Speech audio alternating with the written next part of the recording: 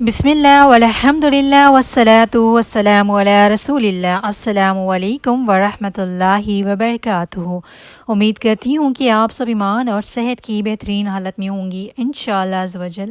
اللہ سبحانہ و تعالیٰ آپ سب کی طرف بڑھنے والے ہر شر کو خیر میں بدل دے۔ آج ہم دیکھیں گے تحت الوضو، یعنی کہ وضو کے بعد کی نماز۔ رسول صلی اللہ علیہ وسلم نے فرمایا، اے بلال، مجھے جنت میں تمہارے قدموں کی آہٹ سنائی دی، بتاؤ تم کون سا عمل زیادہ امید والا کہتے ہو؟ تو بلال رضی اللہ عنہ نے عرض کیا، میں جب بھی وضو کرتا ہوں، دن ہو یا رات، تو اس وضو سے 2 رکعت یا پھر جتنی اللہ توفیق دے نفل پڑھ لیتا ہوں۔ ٹھیک ہے، صحیح بخاری 1149 on 2458۔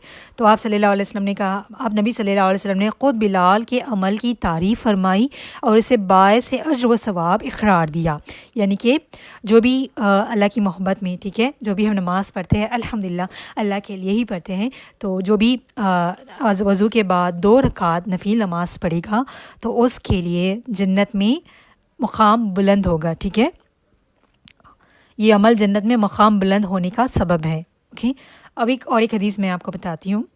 رسول صلی اللہ علیہ وسلم نے فرمایا، جس نے میری وضو کی طرح وضو کیا، جیسے آپ صلی اللہ علیہ وسلم وضو کرتے تھے، جیسے ہم کرتے ہیں، آپ صلی اللہ علیہ وسلم کے طریقے کے مطابق اس طریقے سے وضو کیا، پھر 2 رکعت نماز اس طرح پڑھی کہ دل میں دنیاوی خیال نہ آئے، یعنی کہ صرف اللہ کے لیے پورے خشوع کے ساتھ، پورے فوکس کے ساتھ پڑھے، تو اس کے پچھلے گناہ معاف کر دیے جاتے ہیں۔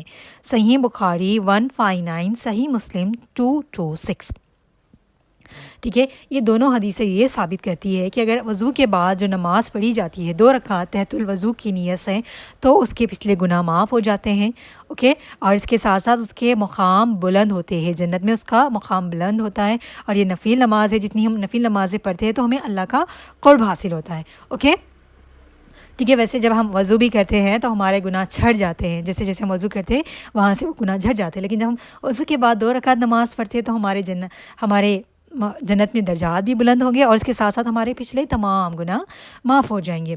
اور ایک چیز میں یہاں کلیئر کر دوں، جو بھی تحت الوضو کی نماز پڑھتا ہے اس کے درجات بلند ہوتے ہیں اور اس کے پچھلے گناہ معاف ہو جاتے ہیں۔ اوکے، لیکن جو بہت سے لوگوں کو میں نے یہ بولتے ہوئے سنا ہے کہ وہ یہ کہتے ہیں کہ تحت الوضو کی نماز تحت الوضو کی نماز پڑھنے سے، یعنی کہ وضو کے بعد نماز پڑھنے سے 2 رکعت جنت میں گھر بنا دیا جاتا ہے، تو یہ وہ حدیث نہیں ہے۔ یہ حدیث یہ ہے کہ رسول صلی اللہ علیہ وسلم نے فرمایا، جو شخص دن اور رات میں 12 رکعت سنتیں پڑھتا ہے اس کے لیے جنت میں گھر بنا دیا جاتا ہے۔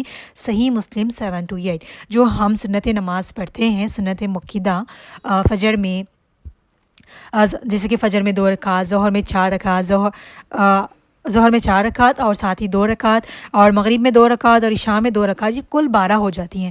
جو پورے دن میں جیسے فرض نماز ہم پڑھ رہے ہوتے ہیں، ظہر کی، فجر کی، یہ ساری اس میں جو سنتیں ہم پڑھ رہے ہوتے ہیں، سنت مؤکدہ، وہ مکمل 12 ہوتے ہیں۔ اگر وہ کمپلیٹ کر لے گا پورے دن میں تو اس کے لیے جنت میں گھر بنا دیا جاتا ہے، نہ کہ تحت الوضو کی نماز پڑھنے سے۔ ٹھیک ہے، تو اس بات کو کلیئر کر لیں کہ جو پورے دن میں جو بھی سنت مؤکدہ ہیں وہ نماز کو پڑھتا ہے، تو 12 رکعتیں مکمل سنتیں پڑھ لیتا ہے تو اس کا جنت میں گھر بنا دیا جائے گا۔ تحت الوضو کی نماز کا صرف یہی فضیلت ہے کہ اس کے درجات بلند ہوتے ہیں اور اس کے پچھلے گناہ معاف ہو جاتے ہیں۔ آئی ہوپ آپ کو سمجھ آ گیا ہوگا۔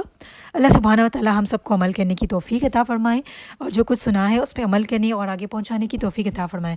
اور ایک چیز بھی یاد رکھیں، دیکھیے تحت الوضو کی اتنی فضیلت ہے تو آپ لوگ نماز سے پہلے، ٹھیک ہے، جیسے کہ بھی ہم نماز کے لیے ظہر کی نماز، جیسے کہ نماز پڑھے کچھ 10-15 منٹ یا پھر 10-5 منٹ پہلے وضو کر لے اور 2 رکعت نماز پڑھ لیں گی تو اس کا ثواب بھی آپ کو مل جائے گا، یا پھر آپ وضو کرتے ہی نماز پڑھ لیں، پھر اس کے بعد اپنی فرض نماز پڑھ لیں گی بھی تو بہتر ہے۔ ٹھیک ہے، اور یہ نفل نماز ہے، تو نفل نماز جس ٹائم پہ نفل نماز پڑھنے کا حکم نہیں ہے اس ٹائم پہ آپ نے نہیں پڑھنا۔ ٹھیک ہے، سورج نکلتے وقت، سورج غروب ہوتے وقت، اور سورج فلی جب زوال کا وقت ہو اس ٹائم پہ نہیں پڑھنا۔ تو اس کے علاوہ آپ کسی بھی ٹائم پہ وضو بنا رہی ہے تو آپ پڑھ سکتی ہیں۔ ٹھیک ہے، جزاکم اللہ خیر۔ السلام علیکم ورحمۃ اللہ وبرکاتہ۔